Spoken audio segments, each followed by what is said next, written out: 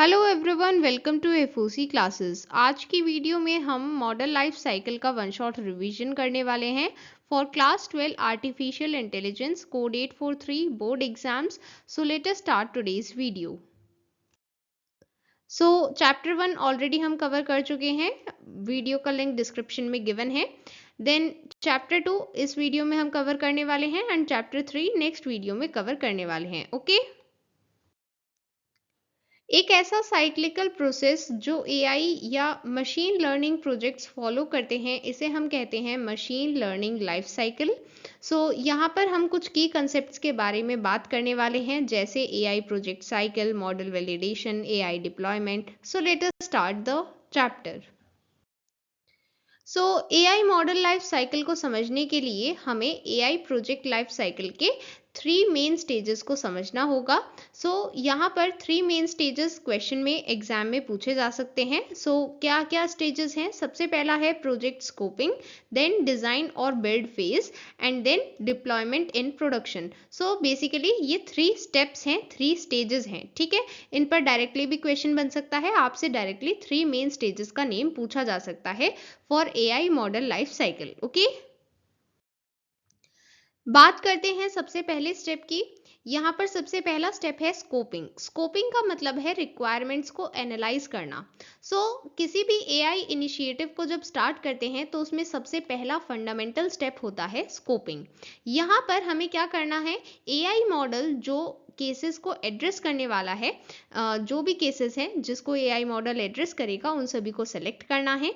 And यहाँ पर ये स्टेप सबसे ज़्यादा इम्पॉर्टेंट है हमारे एआई प्रोजेक्ट के लिए। ऐसा क्यों है? ये क्वेश्चन एग्जाम में भी पूछा जा सकता है कि स्कोपिंग स्टेप किस लिए इम्पॉर्टेंट है, सबसे ज़्यादा इम्पॉर्टेंट है एआई प्रोजेक्ट के लिए। इसके लिए आप कुछ रीजंस बताएंगे। सबसे पहला रीज़न है, यहाँ पर इस स्टेज में हमारे प्रोजेक्ट की planning and motivational aspects included होते हैं। साथ ही यहाँ पर एक कंसेप्ट होता है गार्बेज इन गार्बेज आउट। इसका क्या मतलब है कि अगर हम जो डेटा कलेक्ट कर रहे हैं अगर वो ठीक नहीं है, मींस जो भी हमने डेटा कलेक्शन किया या तो हमारे डेटा कलेक्शन के वे में कोई प्रॉब्लम थी या फिर जो डेटा कलेक्ट हुआ है उसी में कोई प्रॉब्लम थी, दोनों ही केसेस में यहाँ पर क्या होगा, हमारे पास इफेक्टिव एआई एल्गोरिथम नहीं बन पाएगा, जो हम चाहते हैं वैसा नहीं बन पाएगा और पूरा प्रोजेक्ट कोलैप्स हो जाएगा। ठीक है, इसलिए इस फेज में इंपॉर्टेंट है कि हम प्रॉपरली डिफाइन करें कि हमारे ऑब्जेक्टिव्स क्या हैं इस प्रोजेक्ट को बनाने के एंड हम डिजायर्ड आउटकम्स क्या रखते हैं, मीन्स हम क्या चाहते हैं कि ये प्रोजेक्ट हमें क्या आउटकम दे। एंड हमें सभी स्टेक होल्डर्स के एक्सपेक्टेशंस को अलाइन रखना होगा, की रिसोर्सेज एंड स्टेप्स को एंटिसिपेट करना होगा। इसका क्या मतलब है कि हमें ये देखना होगा कि कौन कौन से की रिसोर्सेज की यहाँ पर रिक्वायरमेंट है, हमें कौन कौन से स्टेप्स लेने होंगे एंड साथ ही सक्सेस मैट्रिक्स को भी डिफाइन करना होगा। मींस हमें पहले से पता होना चाहिए कि ऐसा क्या हम देखें या फिर ऐसा क्या रिजल्ट हमें मिले जिसकी वजह से हम ये डिटरमाइन कर सकते हैं कि ये प्रोजेक्ट सक्सेसफुल है। तो उसके लिए हमें सक्सेस मैट्रिक्स को डिफाइन करना होगा। ठीक है, यहाँ पर अगर हमें देखना है कि कोई भी डेटा प्रोजेक्ट सक्सेसफुल हुआ है या नहीं हुआ है, तो हमें देखना होगा, हमें इवेल्युएट करना होगा उसके रिटर्न ऑन इन्वेस्टमेंट को। तो ये रिटर्न ऑन इन्वेस्टमेंट क्या है? ROI। बेसिकली इसका मतलब है कि हम कितना इन्वेस्ट कर रहे हैं और उस पर हमें कितना मिल रहा है, मतलब हमने इस प्रोजेक्ट में कितने इनपुट्स दिए हैं और फिर जो हम आउटकम चाहते थे, जो हमारा डिजायर्ड आउटकम था, क्या वो हमें मिला है या फिर नहीं। ओके, जब स्टेप 1 स्कोपिंग कंप्लीट हो जाएगा, मींस रिक्वायरमेंट का एनालिसिस कंप्लीट हो जाएगा, तब हम मूव ऑन करेंगे स्टेप 2 पर, दैट इज डिजाइन और बिल्डिंग द मॉडल। यहाँ पर हमें मशीन लर्निंग लाइफ साइकिल के सेकेंड फेज के बारे में डिस्कस करना है, जो है डिजाइन या बिल्ड फेज।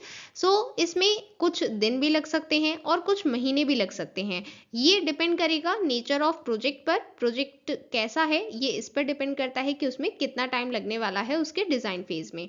सो डिजाइन फेज एक आइटरेटिव फेज है जिसमें सभी स्टेप्स होंगे related to building the AI और मशीन लर्निंग मॉडल। जैसे यहाँ पर स्टेप्स का नेम आपसे एग्जाम में पूछा जा सकता है, एंड इवन इस तरह का क्वेश्चन आपसे सैम्पल पेपर में भी पूछा गया था, ये टॉपिक इंपॉर्टेंट है।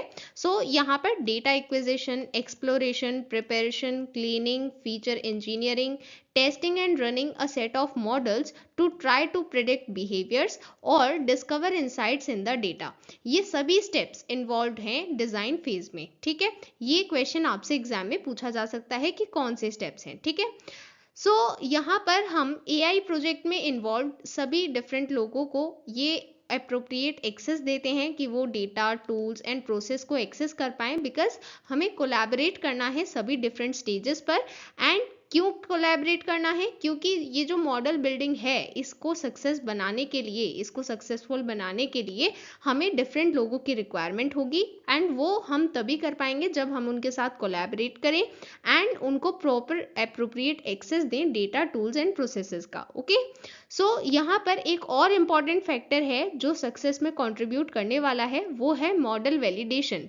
मींस अभी हमने आरओआई ऑब्जेक्टिव की बात की थी, return on investment objective, right. So इसमें हमने क्या डिस्कस किया था कि हमारा जो ऑब्जेक्टिव है, हमने जितना भी इन्वेस्टमेंट किया, इनपुट लगाया, क्या हमें वो आउटपुट मिल रहा है जो हम चाहते थे, जो हमारा ऑब्जेक्टिव था, क्या वो अचीव हुआ है, ये चीज हमें यहाँ पर देखनी है और इसी चीज को हमें यहाँ पर इवेल्युएट करना है। इसी को हम कहते हैं model validation. Okay,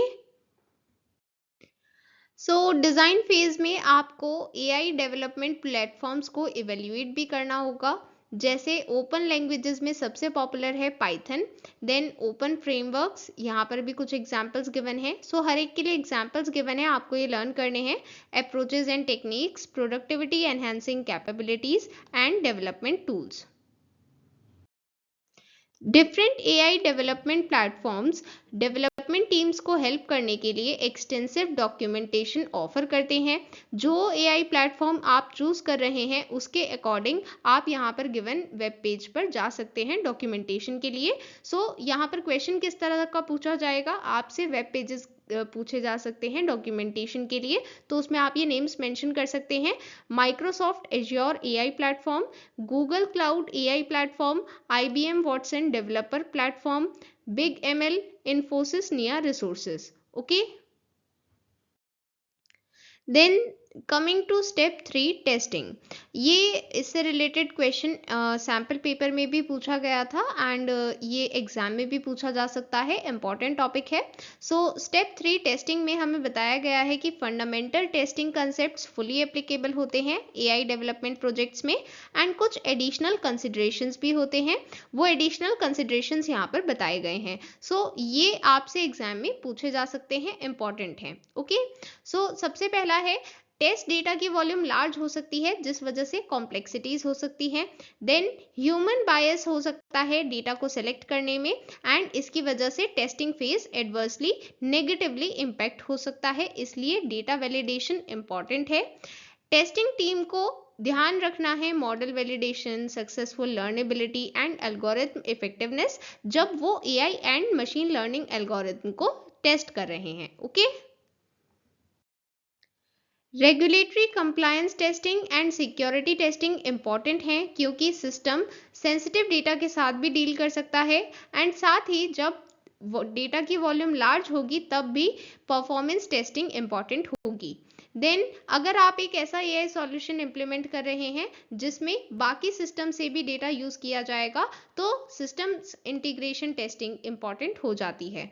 then test data में ट्रेनिंग डेटा मींस ऐसा डेटा जो आप एआई सिस्टम को ट्रेन करने के लिए यूज करते हैं, इस ट्रेनिंग डेटा के सभी रेलेवेंट सबसेट्स इंक्लूडेड होने चाहिए टेस्ट डेटा में।